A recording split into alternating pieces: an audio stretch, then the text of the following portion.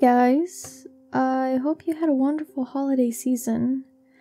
I sure was a bit over my head with trying to do holidays, work, and projects all at once, and kinda got burnt out in the process. But I feel I can comfortably finish this video now.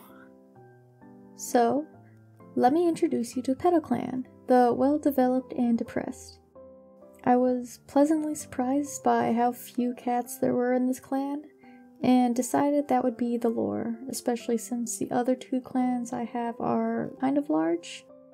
So, PetalClan is wrecked with an unknown incurable sickness that seems to only affect their clan. Every cat is frightened that they might be the next, and dread when somebody or even themselves have a slight cough or runny nose. When a cat gets too sick to do anything for their clan, they'll silently and usually without anyone noticing walk out of camp and territory to go pass away. They do this to cause less strife for their families, but also in a last-ditch effort to try to stop the spread. PetalClan has taken to inviting kitty pets, rogues, and loners to stay in their camp, providing shelter and food, as long as the cat can reciprocate the help by hunting or reinforcing their camp walls. Since they are such a small clan, they do everything in their power to not step on the other clan's toes and start a fight. You'll see as I design these cats, I've changed some of their names to give them some sort of plant, prefix, or suffix, and added flowers to their designs. I wanted them to have a cultural difference than PetalClan. PetalClan believes that plants protect them in a way, and they give flowers as life progressions to their clanmates. The apprentices get daisies, signifying a new beginning as a warrior in training. And when they become warriors, they gain an additional daisy, or they will go out to find their own flower to represent them. When a leader returns from receiving 9 lives, the clanmates will adorn them with wreaths of flowers.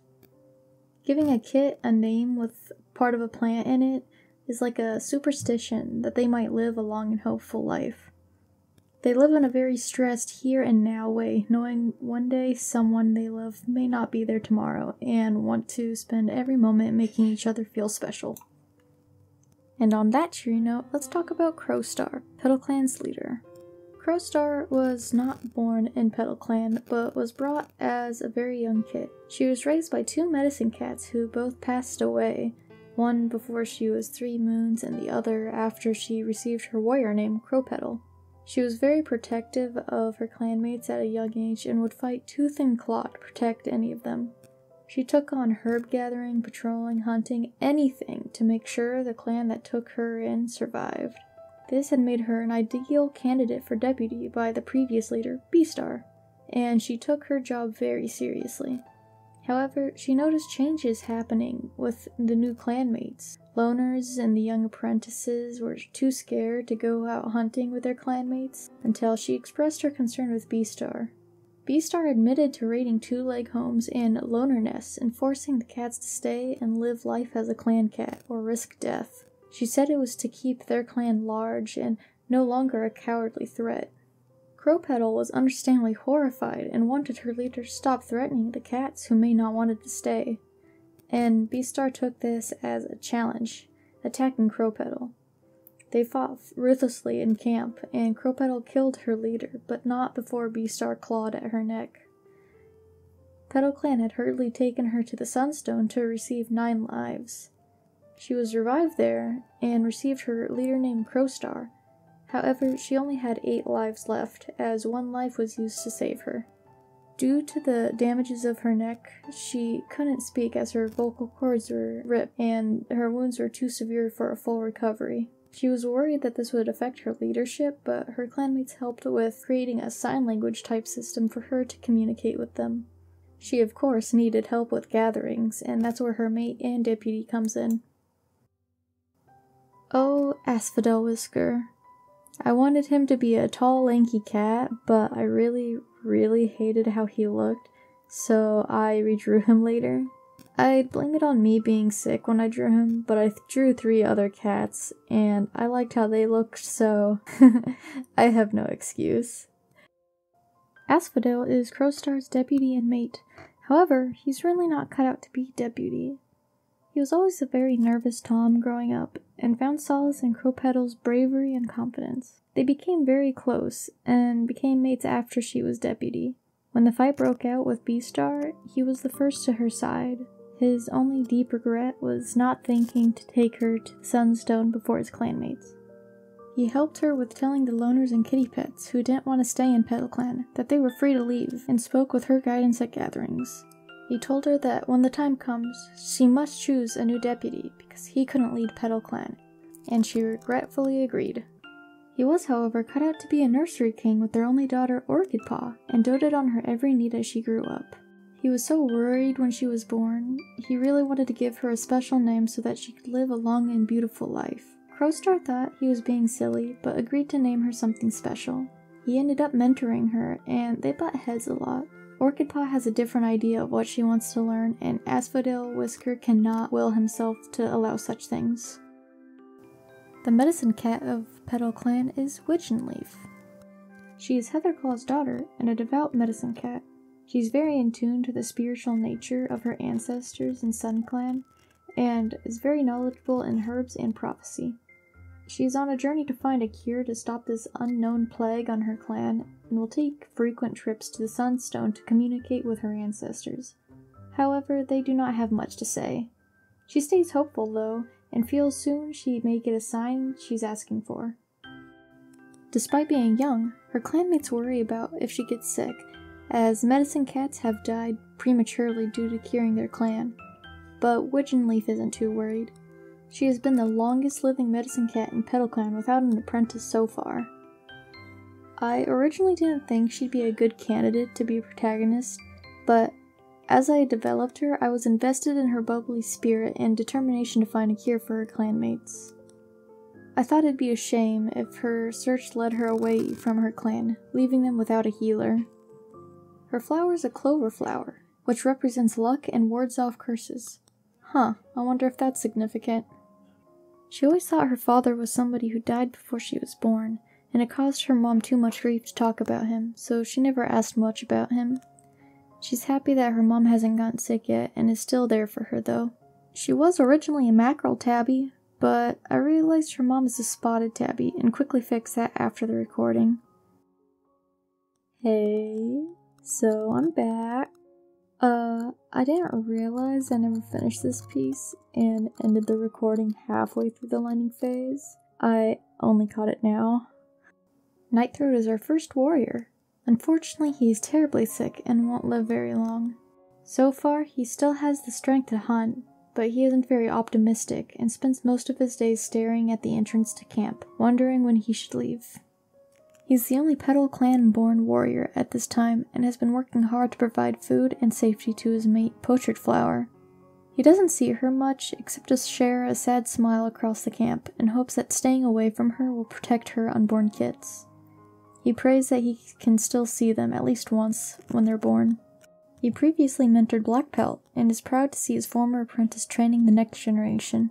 He often helps him by giving him pointers and encourages him to be less stiff about sticking to his schedule. He is often in the medicine den and knows a bit about herbs, that way so when Witchenleaf disappears, he tries his best to help heal his clanmates. His flower that he has is a carnation, signifying his gratitude and love to his clan. Blackpelt is one of the youngest warriors in PetalClan, and wasn't ready to become a mentor so soon.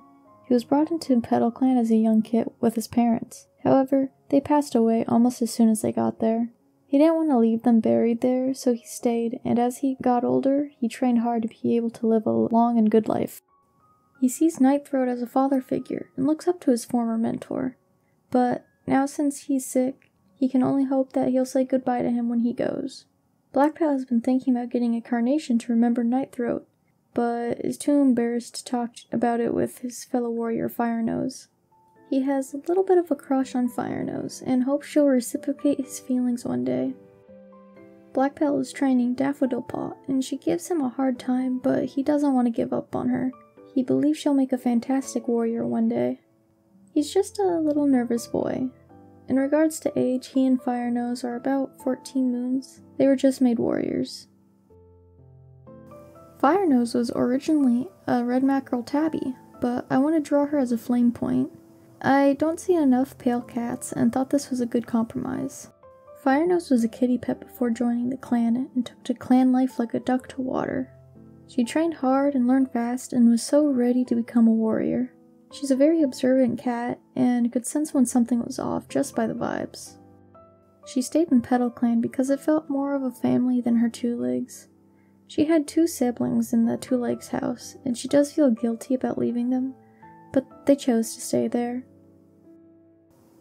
Being a mentor was all she ever wanted once she was a warrior. Firenose was ecstatic when she was given Poppy Paw to mentor, and went out of her way to support her shy little student. She even went out to collect poppy flowers to decorate her fur with.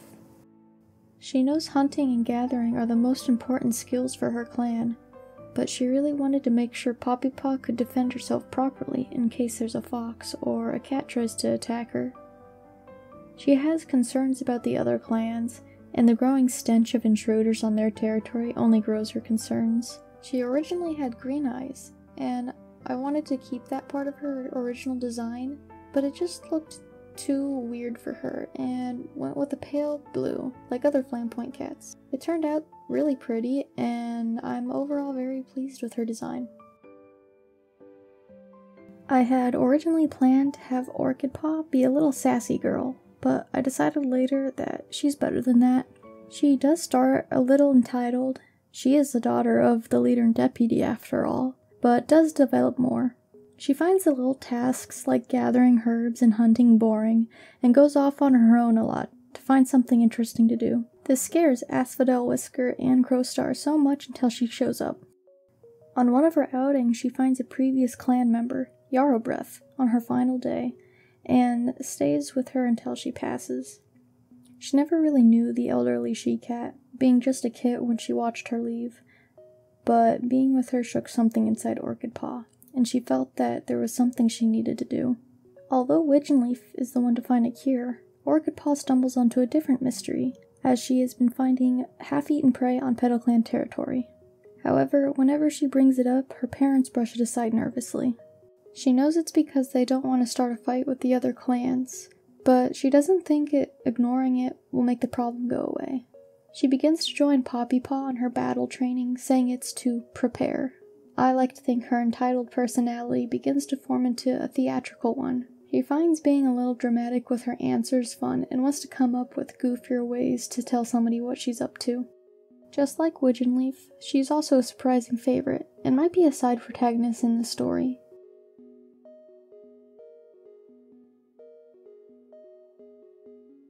Poppy Paw has had a rough childhood. She's lost both her parents at a very young age, and hasn't really had any parental figures after. She's very jealous of Orchid Paw having both parents, and a doting father on top of that. She would never say that out loud though. She's very timid when it comes to performing warrior tasks, but Firenose is trying to help her come out of her shell more. She's the only apprentice being trained in battle moves. However, Orchid Paw will sometimes join after wandering off. She and Orchid Paw had a rocky relationship as kits, but have grown to tolerate each other in apprenticeship. Poppy Paw is more friendly with cats outside of her clan anyways, especially with Black Paw of Field Clan. They get along great with each other, sharing feelings and being orphaned at a young age. She gets worried when he eventually doesn't show up to gatherings. Firenose does her best to give Poppy Paw somebody she can look up to and give her sisterly advice. But even then, Poppy Paw doesn't say much to her. Poppy Paw was originally a protagonist for the story, but the more I developed other cats, the more I felt she wouldn't fit in with the story I had in mind. Still, she's an important cat to Black Paw, and I wouldn't dare make her anything less than a side character.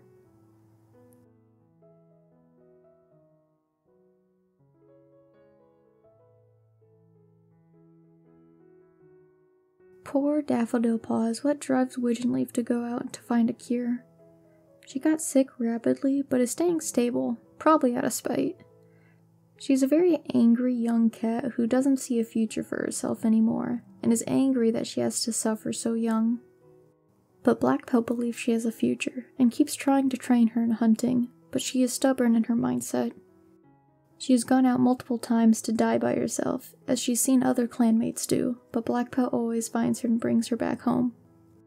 At this point, her clanmates aren't too worried about her, because she's still a strong cat, and they trust Black Pelt always bring her back home when she goes out. They admire that she's still pushing through, even if she's still a bitter spirit.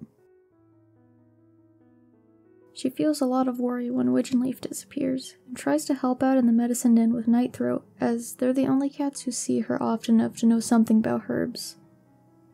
Their healing skills aren't really up to par, but hopefully they keep their clan alive. Poacher Flower's the only queen, and she's a little nervous sweetie. She was a kitty pet who was found lost in the woods, already pregnant, and Crowstar said she could stay as long as she wanted. Of course, she took that offer and was treated so kindly she decided to stay and take a clan name. She soon fell in love with Nightthroat, and they were inseparable until he began to get sick. Even though her kids aren't his, she promised to tell them that he is their father once they're born. She was given Jasmine from Widgeonleaf to soothe her stresses and anxieties, and she kept them in her fur ever since. She was already close to her due date when Widgeonleaf leaves, and that really stressed her out, so I think she decorated her fur a little bit more with Jasmine. I already have names for her kits, but decided not to design them at the last second because 1. Burnout, and 2. I wanted to design her former mate and take from both parents to design them. As for their names, I think she'd lean strongly into the plant name superstition, just to be safe after seeing how much devastation there is in PetalClan. Finally, there's Heatherclaw. She got a slight redesign, and I wanted to give her an older lady look.